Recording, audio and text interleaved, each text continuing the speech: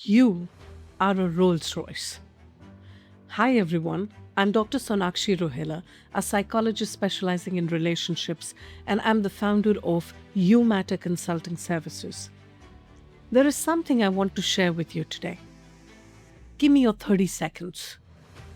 It's a client story, and honestly, it carries one of the most profound lessons about self worth I have ever witnessed in therapy. A few years ago, I was working with a woman who struggled with mild to moderate panic attacks. Brilliant woman, extremely competent. She had spent over a decade in the pharmaceutical industry, managing crises, handling teams, navigating politics, carrying enormous amount of responsibility. One evening, she called me and said, "Tuesday is a very big day for me. They're announcing the new director of the company, Sonakshi, and I'm almost certain it's going to be me." You could hear the anticipation in her voice. Not arrogance, not entitlement, just quiet hope after years of dedication and commitment. As expected, Tuesday came, and around noon, my phone rang again. I immediately sensed that there is something wrong. She said to me, "Sonakshi, they've announced me as the new associate director, and they have brought somebody from the US who's appointed as the new director." I could hear the hurt beneath the composure.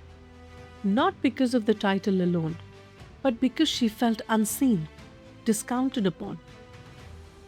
And after years of giving herself to the organization, she suddenly felt replaceable. And then she said the words many high performers secretly carry inside them. She said, "Sonakshi, I'm panicking. Can you see me today?" I told her to come over. And now here's what surprised me. When she arrived at my clinic, I was expecting anxiety, tears, emotional overwhelm. But she walked in unusually calm. She sat across from me and said, "You know, Sonakshi, something happened while I was driving here." She said she was driving in her lane in the UAE traffic, feeling angry, humiliated, anxious, completely caught in her thoughts. And then she noticed something. Around her were SUVs and Pajeros constantly overtaking each other, rushing, competing, cutting lanes, trying to get ahead. The energy was frenetic. And then besides her was a Rolls Royce. Beautiful, steady, unhurried. It wasn't racing anyone. It wasn't trying to prove itself. It simply stayed in its lane. And strangely enough, people moved aside for it, not because it demanded attention, but because its presence spoke for itself. And she looked straight at me and said, "Sonakshi," that's when it hit me.